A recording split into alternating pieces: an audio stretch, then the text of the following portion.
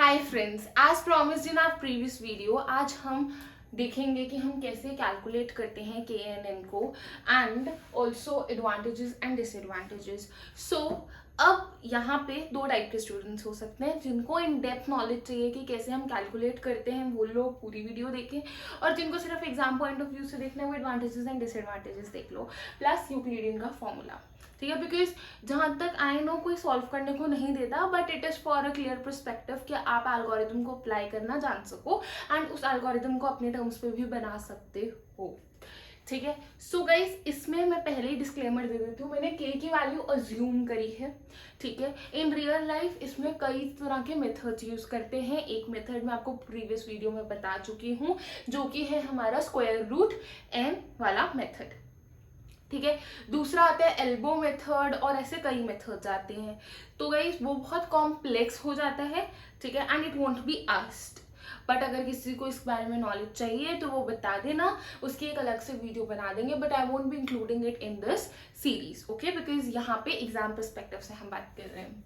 So guys अब मैंने क्या किया इसमें, ब्राइटनेस, सैचुरेशन एंड क्लास, सिर्फ ये देखना, ये डिस्टेंस को भी भूल जाओ। ठीक है, बिकॉज काफ़ी सारी वैल्यूज थी, काफ़ी कॉम्प्लेक्स थी, तो मैंने पहले से कैलकुलेट करके रखी है। तो अभी तक सिर्फ ये क्लास तक का पार्ट देखना। तो हमारे पास कुछ डेटा गिवन है, ठीक है, जिसकी ब्राइटनेस 40 अगर सैचुरेशन 20 है तो वो रेड कलर में आता है। ठीक है, क्लास मीन्स कि हमारी जो लाइट होगी वो कौन से कलर की है। ठीक, तो इस तरीके का हमारे पास कुछ डेटा है। अब हमारे पास कोई एक्स नाम का नया डेटा आया, ठीक है, जिसकी वैल्यू इज 20, 35 एंड हमें पता करना है कि व्हाट इज दी क्लास। ठीक है, ये हमारी प्रॉब्लम है। ऑफ कोर्स मैंने भी कुछ नेट से ही ये वैल्यूज उठाई हैं। ठीक है, सो प्लीज अब इस चीज को ऐसे मत हैवॉक बनाना, बट सॉल्व मैंने खुद से किया है। तो मैं बता देती हूँ मैंने सॉल्व कैसे किया है। मैंने के की वैल्यू भी खुद से अज्यूम की है। तो यूक्लिडियन डिस्टेंस हमने आई थिंक 12th में भी कराते हैं, ये first year second year maths में काफ़ी ज़्यादा यूज होता है। तो अब क्या होता है उसमें, x2 minus x1, y2 minus y1 ऐसे होल स्क्वायर्स में हम ये मतलब ये फॉर्मूला है। अब है क्या ये फॉर्मूला, देखो गाइस, अगर आप बाकी वीडियोस भी देखोगे ना, ऑब्जर्व्ड वैल्यू, एक्चुअल वैल्यू, तो वो बहुत कॉम्प्लेक्स बन जाता है मेरे अकॉर्डिंग। तो मैं अपने जैसे बच्चों को समझाने के लिए क्या कहूँगी कि x2 इज जो नई वैल्यू है, x1 इज जो हमारी डेटा के अंदर वैल्यू है। ठीक है, simple as that. But for those जिनको टेक्निकल टर्मिनोलॉजीज चाहिए, तो x2 हमारी इज जो हमारी ऑब्जर्व्ड वैल्यूज है एंड x1 इज जो हमारा एक्चुअल डेटा, यानी कि जो हमारे टेबल में डेटा है। ठीक है, similarly for y2 minus y1, because हम ऑफकोर्स दो चीजों पे डील कर रहे हैं। तो अब कैसे निकालते हैं हम डिस्टेंस। सो डिस्टेंस 1 है, तो ऑफकोर्स जो नया डेटा आया 20, ठीक है, माइनस 40 जो यहाँ पे हमने लिखा उसका स्क्वायर निकाला, and similarly 35 minus 20 whole square, जो आंसर आया हमारे पास 25, वो डिस्टेंस है। अब आप इस चीज को देखो कि 40, 20 का और इन दोनों का अगर हम कैलकुलेट करते हैं डिस्टेंस, तो दैट इज 25। ठीक है गाइस, सिमिलरली मैंने D2 का निकाला है। D3 में क्या होगा, अब देखो 20 माइनस 60 का होल स्क्वायर, ठीक है, एंड 35 माइनस 90 का होल स्क्वायर, फिर होल रूट के अंदर। ठीक है, एंड हमारी वैल्यू आ जाएगी 68.1, सिमिलरली 10, जो भी हमारी वैल्यूज आ रही है। करना क्या है, अब के की वैल्यू का यूज करना है, K3। अब कर क्या रहे हैं, देखो अगर मैं आपको ऐसे एक्सप्लेन करूं तो मेरा के कहीं यहाँ पे बीच में है, आई मीन जो ये x है ये मेरा कहीं पे बीच में है। ठीक है, अब क्योंकि मेरे पास के की वैल्यू मैंने 3 अज्यूम कर रखी है, तो मैं क्या करूंगी, मैं नियरेस्ट पॉइंट, यहाँ पे भी कुछ पॉइंट्स है, यहाँ पे भी कुछ पॉइंट्स है, ये क्या है मेरा, ये वाला डेटा है। ठीक है, सो अब मैं क्या देखूंगी, मतलब रेड एंड ब्लू दो चीजें हैं। ठीक है, अब मैं क्या देखूंगी इसमें कि x की वैल्यू कौन से ऐसे 3 पॉइंट्स में मैच कर रही है, और जिसपे मैक्सिमम, याद है मैंने लास्ट में एक मैक्सिमम नाम का एक वर्ड लिखा था कि जहाँ पे मैक्सिमम कॉमन मिले, तो वही चीज है कि जो रेड है, सपोज अब हमारे पास यहाँ पे कॉमन 3 पॉइंट्स रेड आते हैं। ठीक है, तो K3 की वैल्यू के हिसाब से तो मैं रेड को हमारा ये न्यू x डिक्लेयर कर दूंगी। ठीक है, इस तरीके से वी कैलकुलेट दिस। अब हम इसके पर्सपेक्टिव से सोचें तो हमें K इज इक्वल टू 3, मतलब 3 मिनिमम वैल्यूज ढूंढनी है। तो अगर मैं इस डेटा के हिसाब से कहूँ तो this is the minimum value, ये मिनिमम है और ये मिनिमम है, राइट।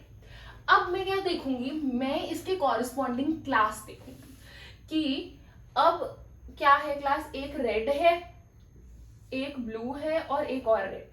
तो एज एन प्रोबेबिलिटी मेरे पास 2 रेड आई, ठीक है, ऐसे लिख देती हूँ मैं, 2 रेड आई और दूसरी प्रोबेबिलिटी 1 ब्लू आया। मैक्सिमम के हिसाब से चलूंगी तो 2 हमारे पास रेड है, तो इसलिए आई कैन कंक्लूड मेरे x की वैल्यू इज रेड। सो ये हमारा आंसर आ जाएगा, ठीक है। सो आई कैन से कि जो हमारी प्रॉब्लम है इसमें इट इज 20,35, रेड। और अब क्या होगा, ये हमारा यहाँ पे as a new data add हो जाएगा, ठीक है। ये अपनी एक नई क्लास बना चुका है। अब बात करते हैं एडवांटेजेस एंड डिसएडवांटेजेस की। देखो गाइस, ये बहुत सिंपल इम्प्लीमेंटेशन है। अगर आपको ये कैलकुलेशंस थोड़ी ऐसे वो लग रही हैं तो I agree, but this is one of the simplest to implement, because यहाँ पे हम कुछ बहुत सारी चीजें नहीं ले रहे, ठीक है। रॉबस्ट होती है नॉइजी ट्रेनिंग डेटा को लेके, ठीक है, मतलब इतना नॉइजी डेटा वो नहीं कलेक्ट करती, it is not accepting that. Effective होती है अगर लार्ज डेटा सेट है तब, ठीक है, because of course large data set में हम कॉमन ज़्यादा जल्दी निकाल सकते हैं। अगर आप एक्सपेक्ट करो कि मैंने 3 के इज इक्वल टू 3 की वैल्यू निकाली और मेरे पास 2 सपोज मैंने के इज इक्वल टू 2 की वैल्यू निकाली, ठीक है, अज्यूम करी मेरे पास, ऑफ कोर्स मशीन के हिसाब से सोचोगे, प्रोग्राम के हिसाब से सोचोगे तो ऑफ कोर्स हमारे पास कुछ मेथड्स लगा के जो मैंने बताए थे उस मेथड्स के हिसाब से हमारे पास वैल्यू आती है, ठीक है। बट अगर सोचो मेरे के की वैल्यू 2 आ जाती है और मेरे पास ये दोनों आता मिनिमम डेटा, तो एक रेड होता और एक ब्लू होता, उस केस में मैं क्या करती, ठीक है। सो ये maximum times large data set पे ही यूज होता है। डिसएडवांटेजेस की बात करती हूँ तो वैल्यू ऑफ के कॉम्प्लेक्स हो सकती है, बिकॉज अगर मैं सोचूं कि अभी तो मैंने अज्यूम किया है ना, अगर मशीन लेवल पे सोचोगे अगर आप कि कुछ एल्गोरिदम्स लगाई उसके बाद हमारे पास के की वैल्यू आई, तो वो कैसे आ रही है और वो जिस प्रोसेस से आ रही है वो कई बार कॉम्प्लेक्स भी तो हो सकता है ना। तो इस वजह से यहाँ पे थोड़ा एक प्रॉब्लम सिचुएशन आ सकती है और कॉस्ट भी हाई हो सकती है, बिकॉज हम बहुत सारा डेटा कैलकुलेट करते हैं, हर डेटा को कैलकुलेट करने की अपनी कॉस्ट भी तो होगी, तो इसलिए थोड़ा कॉस्ट का भी इशू बढ़ जाता है। So I think KNN is done.